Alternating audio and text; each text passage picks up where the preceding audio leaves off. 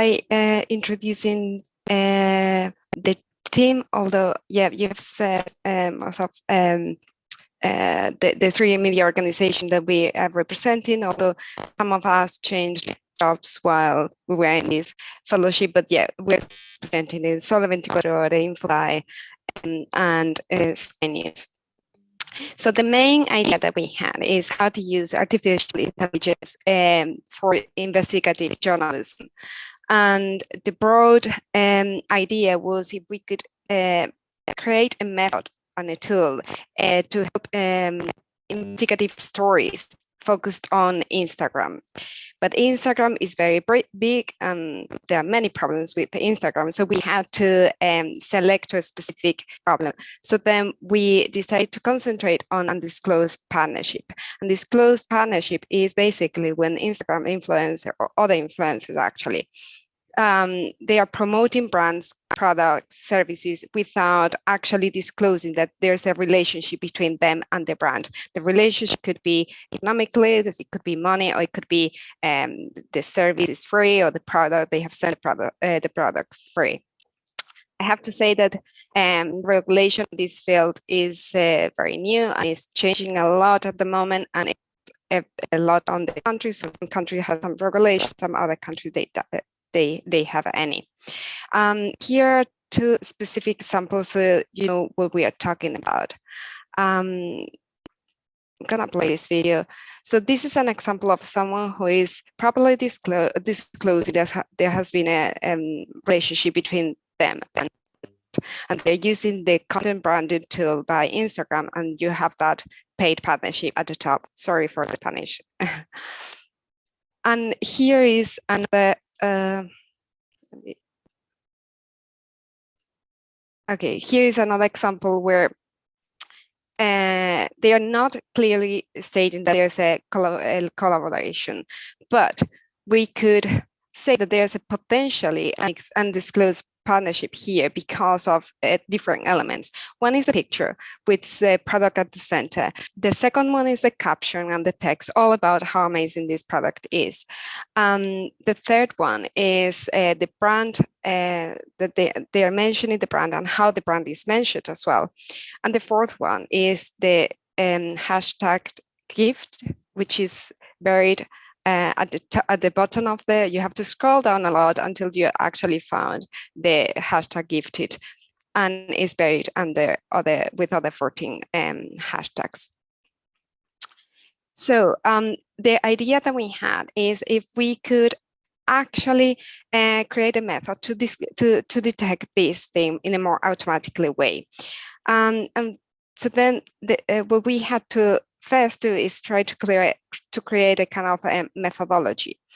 So the first step is identify the universe. So this could be very simple if in the case that you have, let's say that you want to investigate all the football players in the World Cup or all the members of your parliament. So then you have that list of people that you are investigating.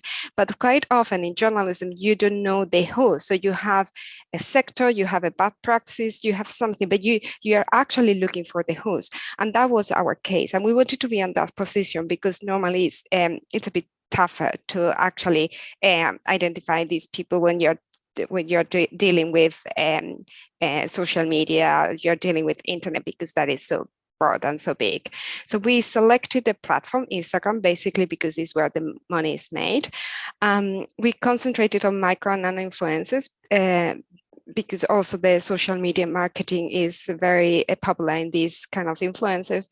We have our 3 countries, and then we selected a topic, which is kid influencers. So this is basically parents who are utilizing their children's image to promote these products or services, and then get some money or products in return. So once we have selected like the kind of sector that we wanted to investigate, so then we found the social media marketing platforms. They normally have a kind of tool, a dashboard that has been very useful to create that list of influencers, that list of who that we wanted to pass on to the technical team to extract the content. So using those dashboards, we were looking for hashtags and keywords. This platform was very useful also because once you put one of the keywords, they give you other related keywords. So this was a bit time consuming, but using this and using the hashtag, the keywords, the engagement rate, the followers, and all those elements, we finally got our list of people that we are tracking, and then we pass that on to the technical team. And I'm gonna hand over to Marina now to explain the technical part.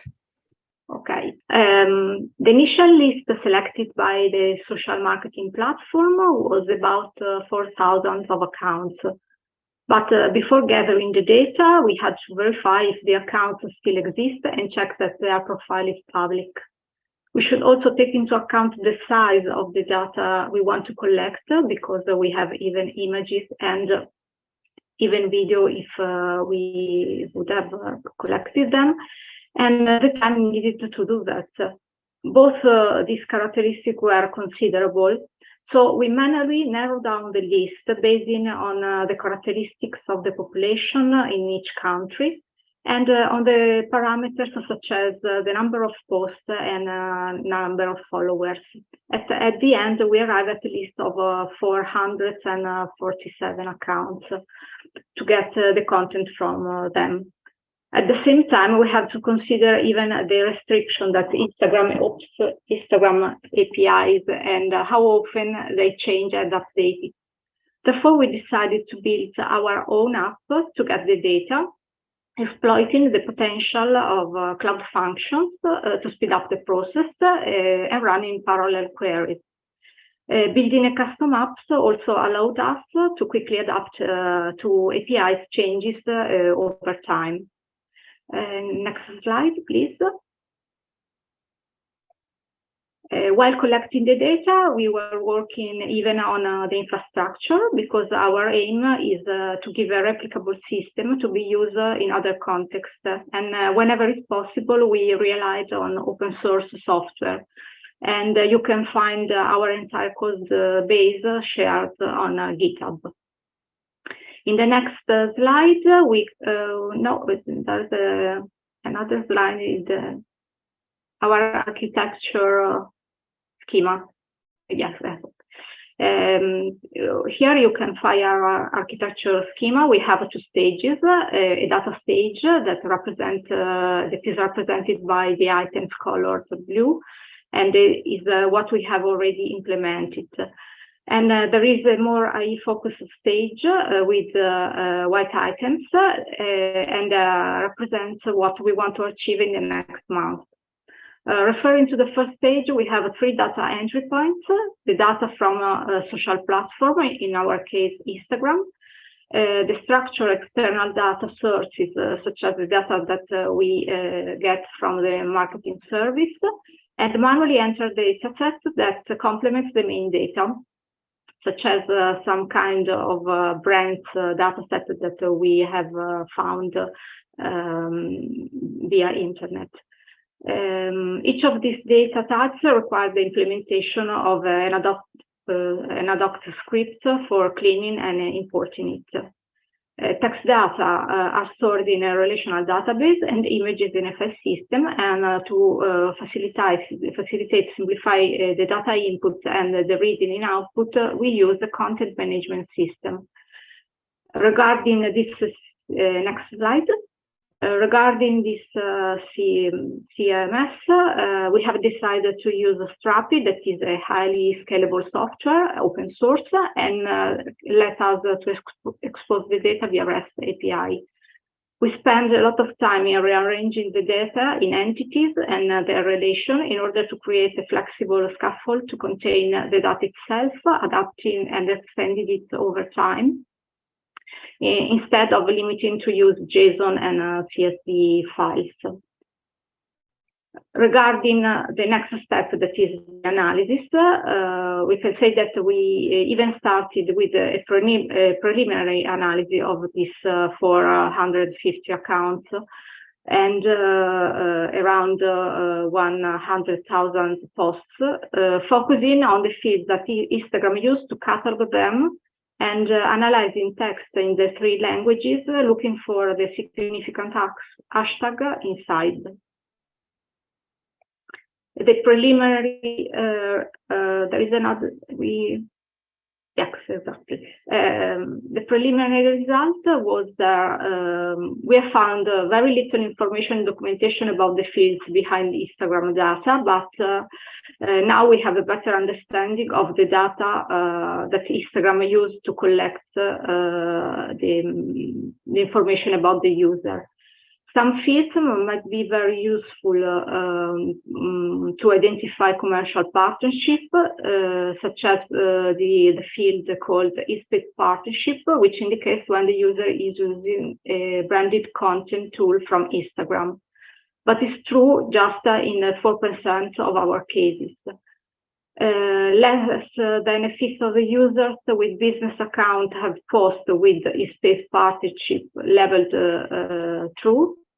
And analyzing the most popular hashtag and these related hashtags, we have found that only 14% of posts using this hashtag make them relevant at the top of the post.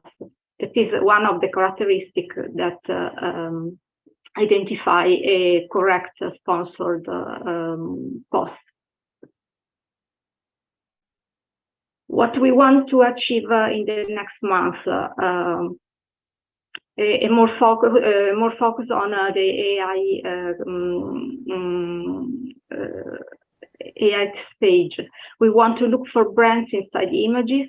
We want to find the hidden relation between influencer and brands using a graph database. We want to improve language recognition system for multilingual posts, because many of the posts are not written just in one language, but it's a mix of languages. And we want to create an app to let uploading and classification of new accounts and posts, even by non-technical users. And I leave the conclusion to Carmen. Yeah, just to finish up, I'd like to add a few things. So time is limited, and at some point during this project, we had this discussion about if we should concentrate on putting the effort on collecting the data, and especially because scraping Instagram has been so tricky. And then we decided to spend more time on that, because any AI algorithm is as good as the data that you train the model with. So yeah, having good data was critical for this project. The second thing is that we have created the methodology that we have created so far. It's even if we concentrated on undisclosed partnership, it's valid. This methodology is valid for any other investigation in Instagram, like how you're collecting the data and how you're identifying the people would be valid for any other purpose as well. And the last thing is, I'd like to leave it with this sentence from the Professor Catalina Goanta, which actually summarizes quite good the motivation and why we think this project is very important right now. We have extensively documented our ups and downs, and we have made everything public on this website, Tracking Influencers. On our GitHub page, you can find all the code that we have developed, like the Instagram scraper as well, the data that we have collected. We are sharing that as well if it's useful, especially because it has been so difficult. So we think it could be useful for other projects as well. If you need to keep in touch with us, so yeah, we have also a Gmail account.